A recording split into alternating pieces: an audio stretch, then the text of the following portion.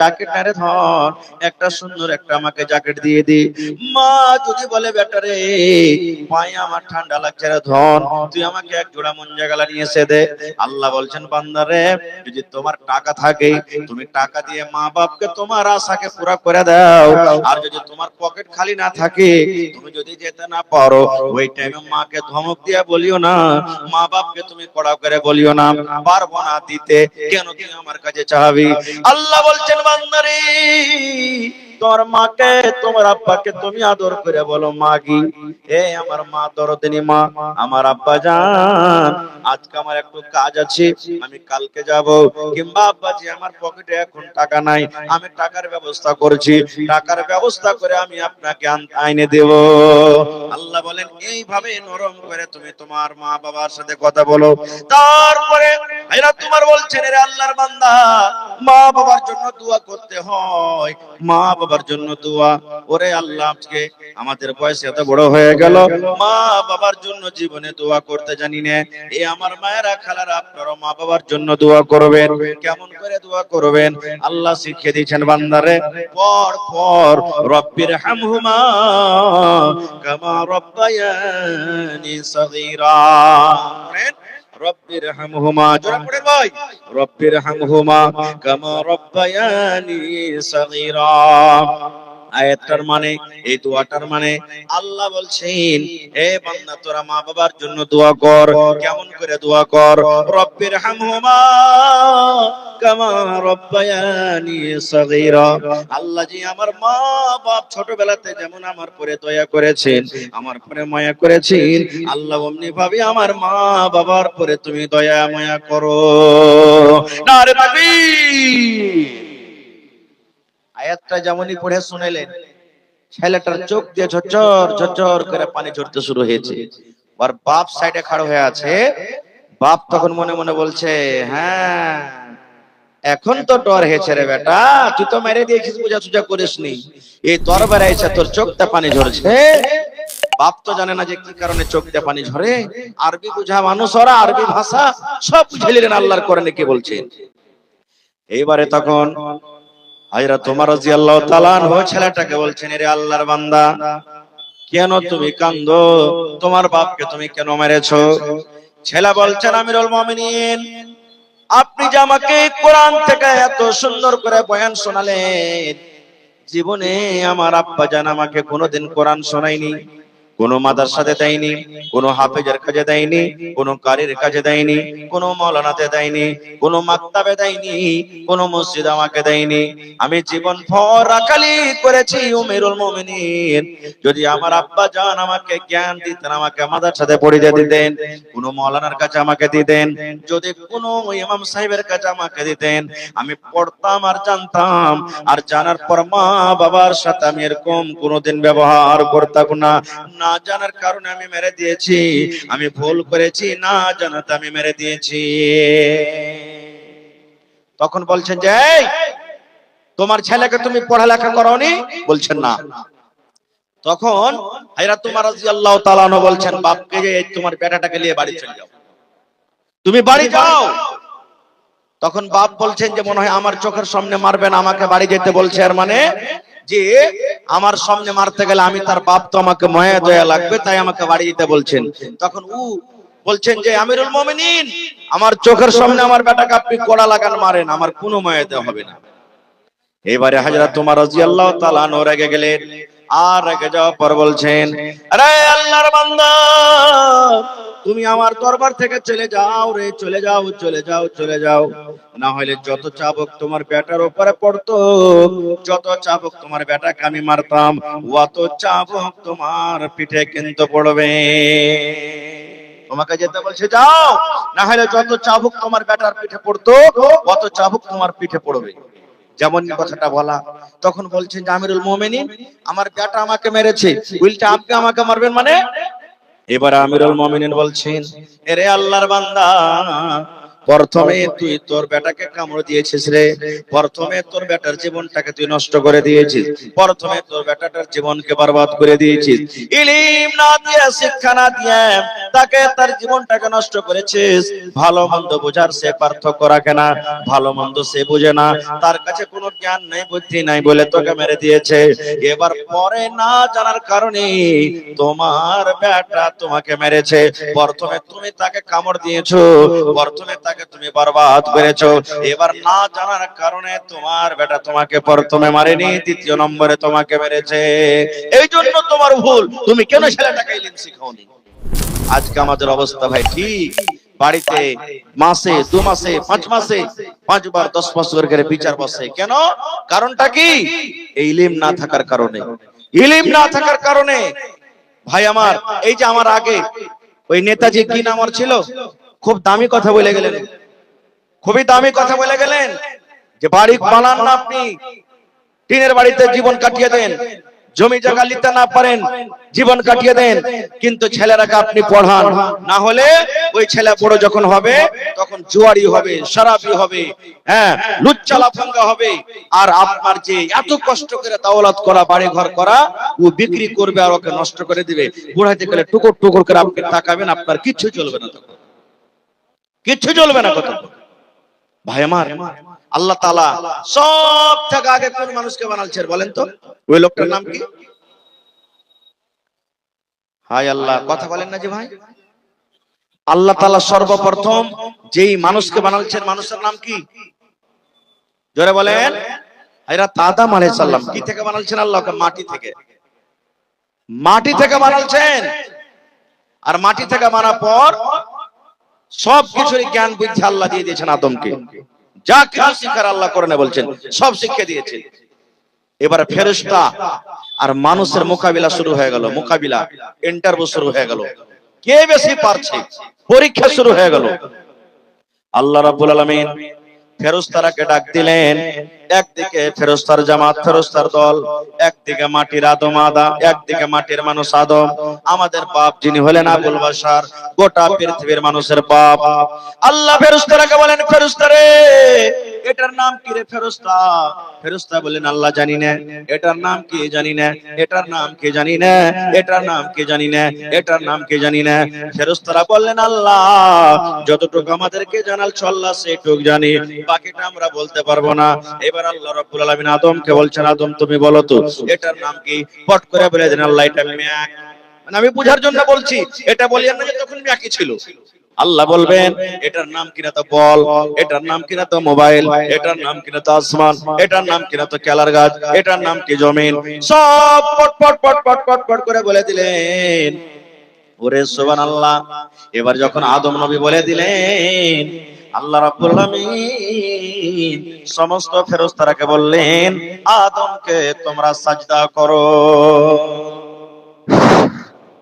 एगो आपाची गाड़ी जिसका नंबर है 5973 कहीं पर लगाया हुआ था, लेकिन अभी नहीं मिल रहा है।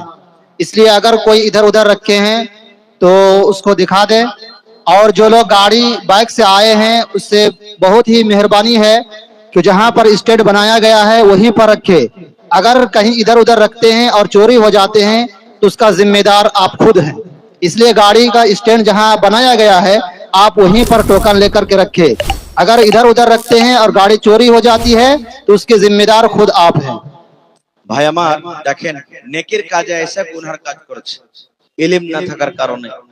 আমি কাঠিয়ার গেছিলাম একটা প্রোগ্রামে, আহা আফসোসের কথা, বলছেন মাওলানা এতদিন তো বাজারে অন্য অন্য জায়গাতে চুরি হতো, যে মাওলানা এখন মাটি দিতে যায় তা মানুষ চুরি করছে।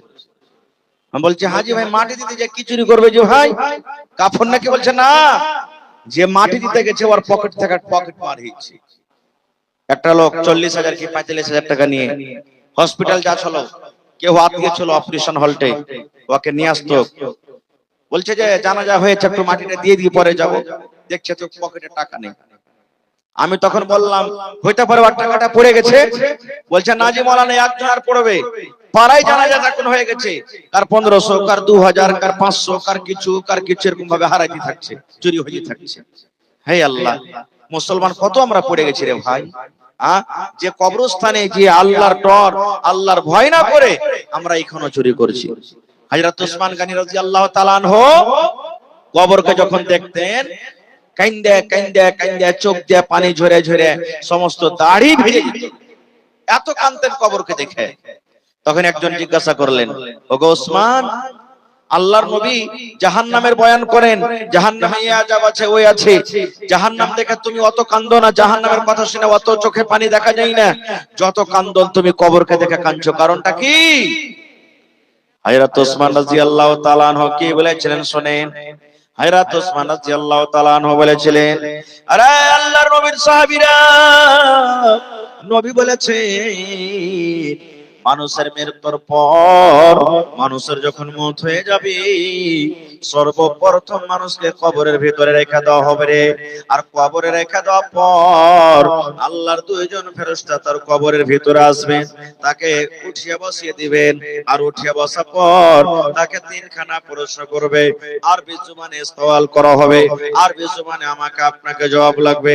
হযরত ওসমান বলেন, নবী বলেছেন কবরের পরীক্ষাতে যারা পাস করে যাবে, কিয়ামতের দিন প্রত্যেক জায়গাতে পাস করে যাবে। আর কবরের পরীক্ষাতে যারা ফেল করে যাবে রে, কবরের পরীক্ষাতে যারা পার করতে পারবে না, কিয়ামতের দিন প্রত্যেক জায়গাতে সে ফেল করে যাবে। যার গুনাহ খাতা মাফ, আল্লাহ রাব্বুল আলামিন আগেকার গুনাহ মাফ করে দিয়েছেন, পিছাকার গুনাহ মাফ করে দিয়েছেন।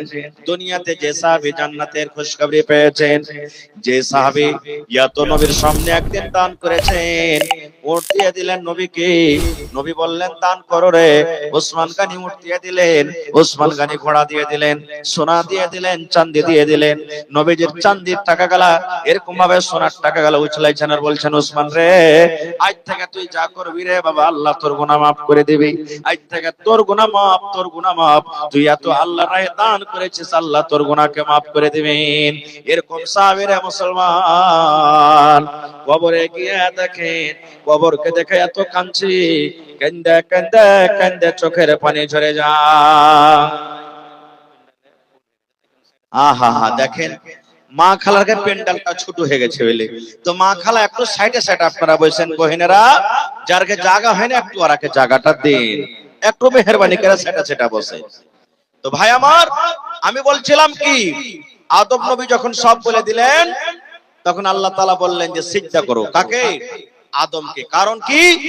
আদম পড়িতে পারলেন, ইমতিহানে পাস হয়ে গেল, ফেরেশতারা পারলে না, আল্লাহ বলছেন মাটির আদমকে সিজদা করো, সব সিজদা করলেন ইল্লা ইবলিস। এই দেখেন, ইবলিস কিন্তু সিজদা করলো না। ইবলিসটাকে জানেন? খুবই পড়ালেখা মানুষ। ইবলিসটা খুব পড়ালেখা মানুষ, এত পড়ালেখা যে কহার কথা নাই। জান্নাতে আল্লাহ তাআলা রেখেছিলেন তাকে, ইবলিসকে জান্নাতে রেখেছিলেন।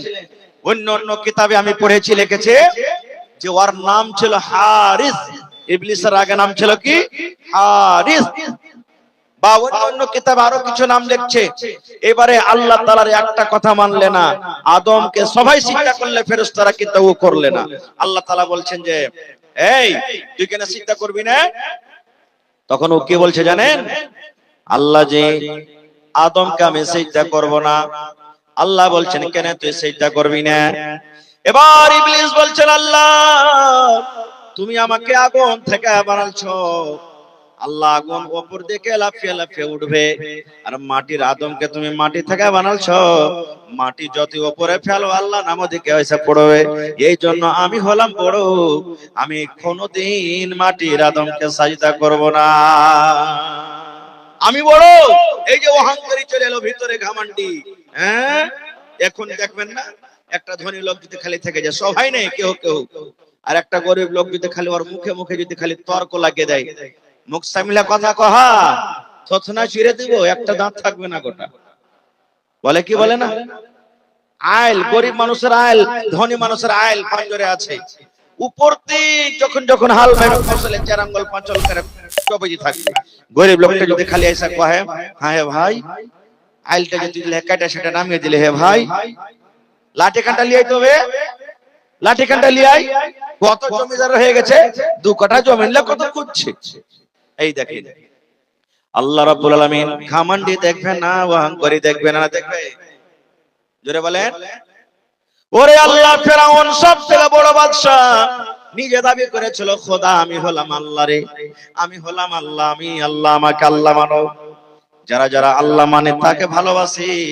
এবারে একদিনকার ঘটনা, আসিয়া ফেরাউনের স্ত্রী আসিয়া হলেন, উনি বলছেন তুমি কি আমাকে আল্লাহ মানো না?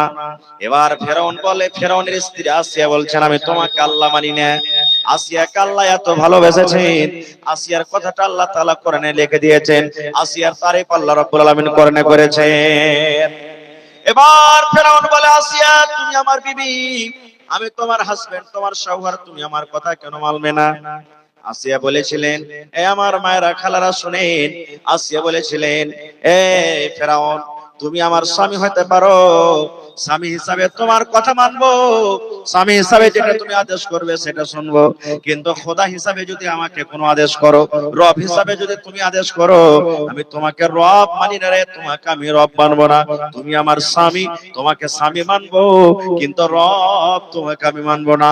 আমি রবকে মানবো যে তোমাকে সৃষ্টি করেছে, যে তোমাকে খানা খাওয়ায়, আর আমাকে যে খানা খাওয়ায়, আমাকে যে সৃষ্টি করে আমি ওকে রব মনে করব, তাছাড়া আমি রব মনে করব না। হামান এত করেছিলেন মুসা নবীকে মারো। লম্বা ঘটনা, ঘটনার দিকে আমি যাব না। মুসা নবী বনি ইসরাইলকে নিয়ে আর কমকে নিয়ে পালাইতে শুরু করলেন। পালাইতে পালাইতে আগে নীল দরিয়া সমুদ্র পড়ে গেল, পিছনে ফেরাউন তার লস্কর দড়িয়ে চলে আসছে। আগা দিকে সমুদ্র কেমন করে পার করবে, আর পিছন থেকে ফেরাউনের লস্কর, মধ্যখানে মুসা নবী এবং তার কম পড়ে গেছে। তার কমেরা বলতে লাগলো, মুসা তোমার কথা শুনে ভুল হয়ে গেল। বলছে কেন?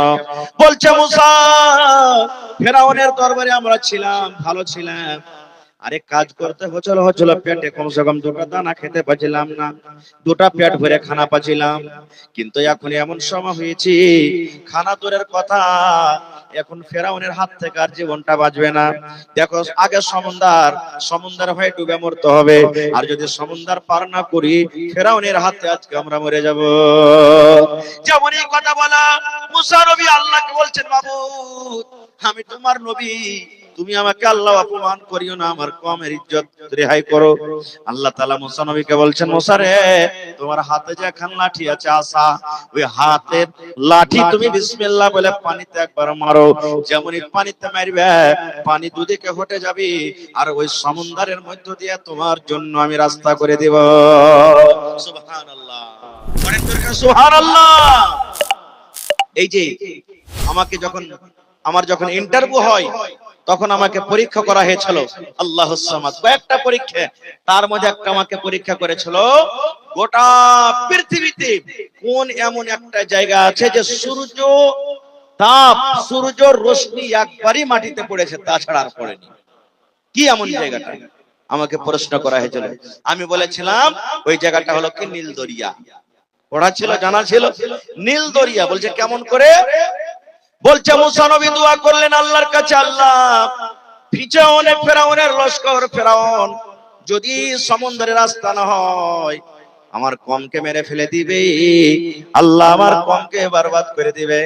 আল্লাহর আদেশে মুসা নবী সমুদ্রে লাঠি মারলেন, পানি দুদিকে হটে গেল। পানি যখন দুদিকে হটে গেল, সমুদ্র শুকা হয়ে গেল। এবার শুকা সমুদ্রে সূর্য রশ্মি পড়বে না, পড়বে না, পড়বে না, পড়বে না ভাই। দুদিকে পানি হটে গেল, আর মধ্যখান দিয়ে রাস্তা হলো, তো সূর্যের ওখানে রশ্মি পড়বে না, পড়বে না, শুকা জায়গাটাতে পড়ে গেল, রাস্তা হয়ে গেল। মুসা নবী তার লস্কর নিয়ে পার হয়ে গেলেন। ফেরাউন দৌড়াতে দৌড়াতে তার লস্কর নিয়ে এইবারে সমুদ্রে লাফিয়ে পড়ে গেছে রাস্তাতে। আরে ফাঁকা রাস্তা আছে, চল ধর আমরা পার হয়ে যাব। মই সমুদ্রে যখন গেছে, আল্লাহ পানিকে বলছে, পানি রে তোর কাজ হলে ডুবিয়ে দেওয়া, পয়সা দেওয়া রে পানি। পানি শোন, তোরা এক জায়গাতে হয়ে যা, এক জায়গাতে হয়ে যা, জড়ো হয়ে যা, রাস্তা বন্ধ করে দে, যেন মুসা ফেরাউন এবং তার লস্কর যেন হালাক বরবাদ হয়ে যায়। পানি জমে গেল, ফেরাউন ডুবে গেল, ফেরাউন হাবুডুবু করছে, ফেরাউন হাবুডুবু করছে। আল্লাহ কত বড় দয়ালু, আল্লাহ কত বড় রহমান রহিম। আল্লাহ বলছেন, ফেরাউন রে জীবনে তুই এত গুনাহ করেছিলি, এত পাপ করেছিলি রে ফেরাউন, যদি ডুবার সময়তে একবার যদি শুধু আমাকে কথাটা বলতে, আল্লাহ জীবনে আমি খোদা বলে দাবি করেছিলাম, কিন্তু আমার খোদাই সব শেষ হয়ে গেল। আমি অহংকারী করেছিলাম, ঘমন্ডি করেছিলাম, আল্লাহ আমার ঘমন্ডি সব শেষ হয়ে গেল। আয় রব্বুল আলামিন, তুমি আসলে রব, তুমি আসলে রব, তুমি আসলে রব, তুমি আসলে আমার মালিক। আল্লাহ আল্লাহ আমার ভুল হয়েছে, আল্লাহ তুমি আমার জীবনের গুনাহকে maaf করে দাও এবং এই সমুদ্র থেকে আল্লাহ তুমি আমাকে বাঁচিয়ে নাও। আল্লাহ বলেন, এরে ফেরাউন, যদি তুই মুখ দিয়ে একবার এই কথাটা বের করতে, আমি আল্লাহ রাব্বুল আলামিন সমুদ্র থেকে তোমাকে বাঁচিয়ে নিতাম। নারে তাকবীর। আল্লাহ তাআলার কাছে কোনো মানুষের ঘমন্ডি অহংকারী চলবে না ভাই আমার, ঘমন্ডি কিছুই চলবে না। চাই ইলমের হোক, দাওলাতের হোক, খুবসুরতির হোক, কিছুই চলবে না। কোনা চলবে? চলবে জি ভাই। ইউসুফ নবী, মুসলিম শরীফের হাদিস, অর্ধেক রূপ আল্লাহ তাকে দিয়েছিলেন, আর অর্ধেক রূপ গোটা পৃথিবীর মানুষ কিয়ামত তাক যত আসবে তারাকে দিয়েছেন। আজকাল আমরা এক একটা মোবাইলে দেখছি, এক একটা বেটি ছেলে দেখে, ওরে আল্লাহ, এটা খালি আমার স্ত্রী হতো তো কত ভালো হতো রে। নওজোয়ান ভাইয়েরা বলে, হ্যাঁ, রাস্তাতে যদি একটা খুব সুন্দর বেটি ছেলে হেঁটে চলে যায়, আবে মাল যে ছবে মাল, দেখলে দেখেন কতখানি রূপ পেয়েছে, একটুখানি ভেঙ্গে ভেঙ্গে সরিষার দানার থেকে কম। গোটা দুনিয়ার মানুষ যারা আছে, আসবে, গেছে, আধখানি রূপ আল্লাহ দিয়েছেন সবকে একটু একটু করে, আর ইউসুফ নবীকে একলে আধখানি দিয়েছেন। কত সুন্দর ছিলেন জানেন? কোনদিন কোরআন পড়ে দেখেন সূরা ইউসুফ, আহা, এই জন্য তো মাদ্রাসা খোলা হয়েছে। ইউসুফের সূরাতে আল্লাহ লিখছেন যে ওর ভাইরা কুয়াতে ফেলেছিল, এটা জানছেন ঘটনা? কুয়া থেকে কাফালা উঠিয়ে বাজারে বিক্রি করতে গেল, জুলাইখা কিনে নিয়ে নিলে আজিজ মিস্র আর স্বামী কিনে বলছেন যে আমার বেটা করবো একে, বেটা টেটা আমার বাড়িতে নাই, বাড়িতে রাখলেন। আস্তে আস্তে আস্তে আস্তে ইউসুফ বড় হয়ে গেল। ঘটনা শুনেতে আসেনি, লম্বা কথা ছোট করে বলছি। ইউসুফ বড় হয়ে গেল, যেমন যেমন মানুষ বড় হবে তেমন তেমন জুয়ান হবে, আর যেমন যেমন জুয়ান হবে তেমন তেমন খুবসুরতি আরো বাড়বে না বাড়বে না ভাই? বাড়বে। এবারে বড় হইল। একদিনকার ঘটনা, বিবি জুলাইখা সুন্দর কাপড় ধরি গহনা জেওয়ার পিন্ধে ইউসুফকে বলছে, ইউসুফ তুমি একটু এসো আমার রুমে। ঘরের ভিতরে চলে গেলেন নিয়ে। এবারে বিবি জুলাইখা বলেন, ইউসুফ তুমি আমার দিকে একটু নজর করো, আমি এই মাহালের রানী, এসো তুমি আমার কাছে একবার এসো। বলছেন না না না, আমি এই কাজ করতে পারবো না। কেন পারবে না? তো আমার আল্লাহ দেখছেন। কে দেখছেন? আল্লাহ দেখছেন। ওরে সুবহানাল্লাহ। বিবি জুলাইখা বলছেন, ইউসুফ রে তোমার আল্লাহ দেখতে পাবে না, রুমের ভিতরে আছি আমরা, রুমের ভিতরে এখন বন্ধ হয়ে আছি, দুনিয়ার কোনো মানুষ দেখতে পাবে না, জানতে পারবে না। এই টাইমে সময়তে আমারও স্বামী বাড়িতে নাই। যেমন কথাটা বলা। এবার ইউসুফ নবী বললেন, এই জুলাইখা, দুনিয়ার মানুষ দেখতে যদি না পায়, যদি তোমার স্বামী দেখতে না পায়, তুই একজন দেখছেন যার নাম হলো আল্লাহ। তোমার সাথে আমি এটা কাজ করতে পারবো না। ওখান থেকে পালিয়ে গেলে।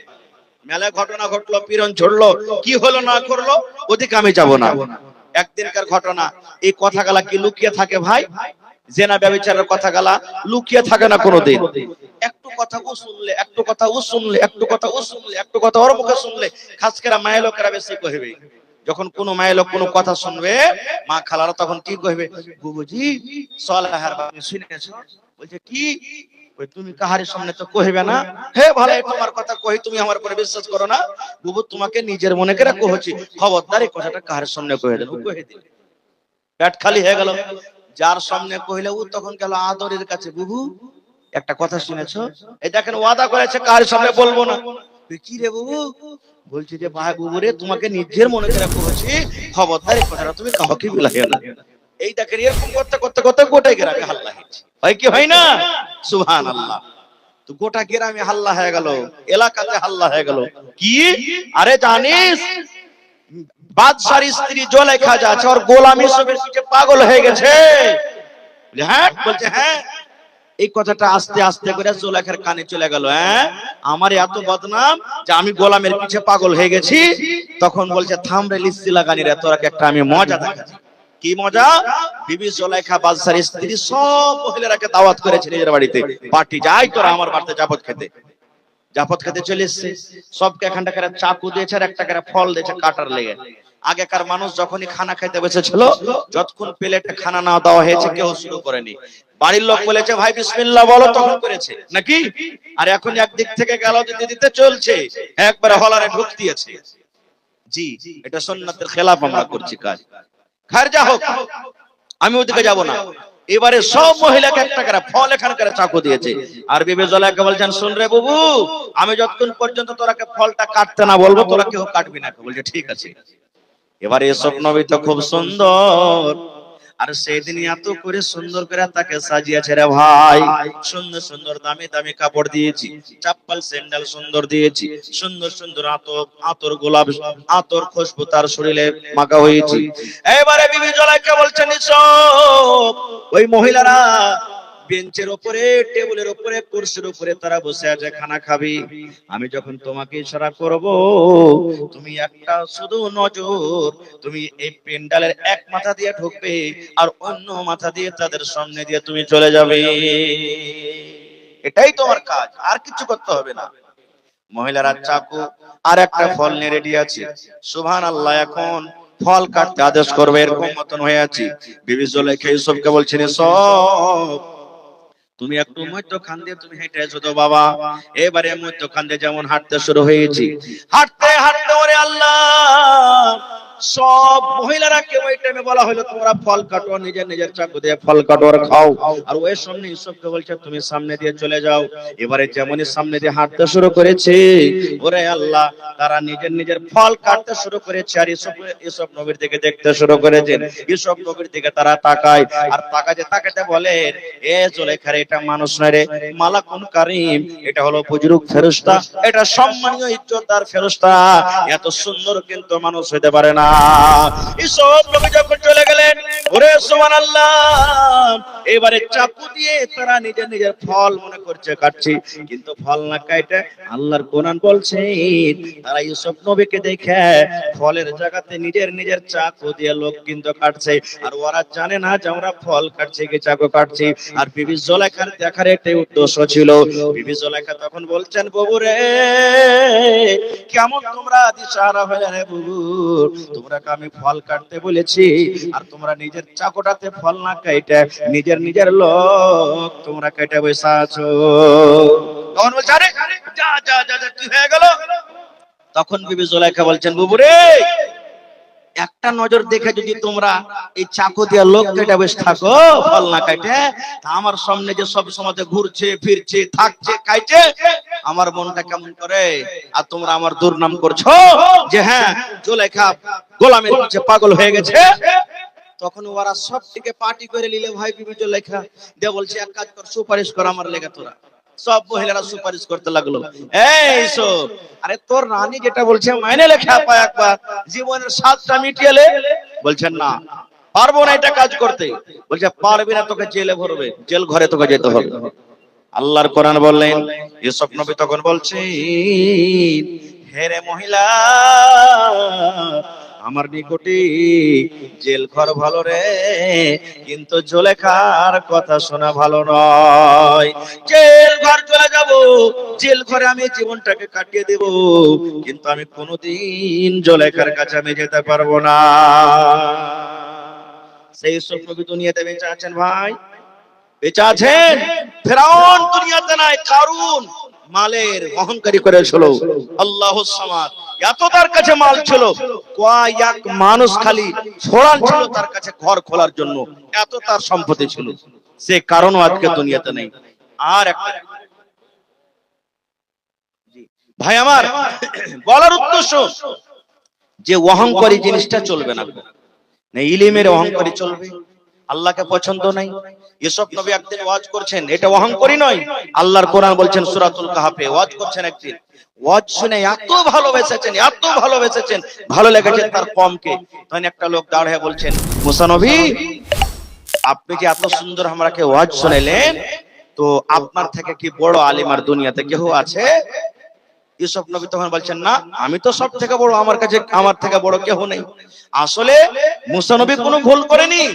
বলার উদ্দেশ্য যে আমি হলাম কমের মধ্যে একজন নবী, আর নবীরাকে আল্লাহ তাআলা শিখালছেন, জানছেন, ওহী আসছে, এই জন্য দিক দিয়ে নবীরা বড়, এই নিয়াতে বলে দিয়েছেন।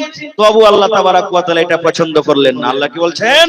মুসা, তুমি বলছো যে আমি বড়, তোমার থেকে বড় আলিম আছে খিজির আলাইহিস সালাম, ওর কাছে তুমি ইলম শিখতে যাও, ইলম শিখতে যাও।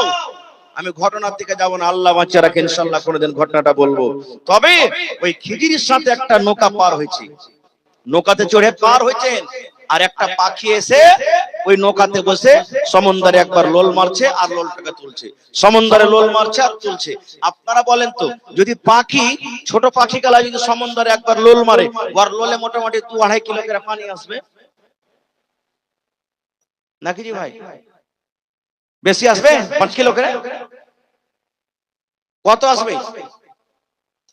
এক এক ফোঁটা সামান্য, এক এক, যেটা পানি বলা যাবে না নাকি, এরকম সামান্য পানি। এবার খিজির আলাইহিস সালাম মুসা নবীকে বলছেন, মুসা, তোমার ইলম আর আমার ইলম, গোটা পৃথিবীর মানুষের ইলম, এই পাখিতে যে পানি উঠায়, এই পানি যে পাখির মুখে পানিটা উঠে, লোলে পানিটা ওঠে, এই পানির থেকেও বেশি কম, পানির থেকেও কম। আর সমুদ্রে যত পানি আছে, এই পানির থেকেও বেশি হলো আল্লাহর ইলম, আল্লাহর ইলম। এজন্য ভাই আমার, শয়তানের কাছে ইলম ছিল, শয়তানের কাছে তারবিয়াত ছিল না, শয়তানের কাছে আদব ছিল না। এইজন্য তো কবি বলেন, শয়তান ভালো কথা জানে কিন্তু শয়তান ভালো কথা মানে না, শয়তান আল্লাহকে জানে কিন্তু শয়তান আল্লাহর কথা মানে না, শয়তান ইসলামকে জানে কিন্তু শয়তান ইসলামের কথা মানে না। আপনি ভালো কথা জানেন, আপনি ভালো কথা মানেন, আপনি কোরআনকে জানেন, আপনি কোরআনের কথা মানেন, আপনি নবীকে জানেন, আপনি নবীর কথা মানেন, আপনি জানেন এবং মানেন বলে ঈমানদার। আর শয়তান জানে কিন্তু মানে না, এই জন্য শয়তান হলো বেঈমান। বুঝতে পারলেন? তাহলে ভাই, আল্লাহ হায়াত রাখেন, ইনশাআল্লাহ এই বিষয়ে আবার কোনদিন আলোচনা করব। তবে শেষ কথা, আল্লাহ তাআলা 114টা সূরার মধ্যে সর্বপ্রথম যেটা নবীকে ওহী করেছেন, আমাদের জন্য আল্লাহ তাআলা যে কোরআনটাকে দিয়েছেন, সেই কোরআনে আল্লাহ বলেছেন ইকরা, মানে পড়ো, পড়ার কথা আছে। ওখানে এই কথাটা বলা হয়নি প্রথমে যে তুমি নামাজ পড়ো, রোজা রাখো, হজ করো, যাকাত দাও, মদ পান করিও না, জেনা ব্যভিচার করিও না। আল্লাহ তাআলা প্রথমে কথা বলেননি। আল্লাহ তাআলা যেটা নবীকে প্রথম মেসেজ করেছেন সেটা হলো কি ইকরা, মানে পড়ো। আর আজকে আমরা মুসলমান পড়ালেখা থেকে কত দূরে আছি ভাই। আজকে মাদ্রাসার জালসা, এর আগে কয়েকবার আমি গ্রামে এসেছি মসজিদের জালসার জন্য। আমি জানছি এলাকার মানুষ খুব ভালোবাসেন, ওয়াজ শুনতে খুব ভালোবাসে, আর কোরআন হাদিস শুনতে ভালোবাসে, দান করতে কিন্তু ভালোবাসে। আজকে এটা হলো মাদ্রাসার জালসা। মাদ্রাসা শব্দের মানে হলো পড়ার জায়গা, পড়ার জায়গা। নবীজি যখন হিজরত করে মক্কা থেকে মদিনায় চলে এলেন, মসজিদ হলো মসজিদে নববী, যার নাম, ওই মসজিদের বারান্দাতে মাদ্রাসা কায়েম হলো। আজকে যেমন আপনাদের মাদ্রাসা মসজিদের ভিতরে আছে, পড়ালেখা মসজিদের ভিতরে হয়। এই মতো ছাত্রকে জানেন, আহা, এই ছাত্র বুখারী শরীফের একটা লম্বা হাদিস আছে, আপনাদের মতন সাহাবায়ে কেরাম ছাত্র, আপনাদের মতন বড় বড় সাহাবীরা ছাত্র, ওরা খায়া না খায়া নবীর কাছে দ্বীন শিখেছেন, ইলম শিখেছেন। আর যে কথাটা আজকে আমরা আপনাদের সামনে বয়ান করছি, তারা যদি না শিখতেন, জীবনে আমরা শিখতে পারতাম না, জানতে পারতাম না। এই জন্য ইলম একটা এমন জিনিস, ছোট বড় বলে কোনো নাই। আজকে আমরা যদি একটু বড় হয়ে যাই, তাহলে বলবো লজ্জা লাগছে যে মৌলভী সাহেব, যতটি লোক এখানে বসে আছেন, যদি বলি ভাই হ্যাঁ জানাজা তো পড়েছেন, তো জানা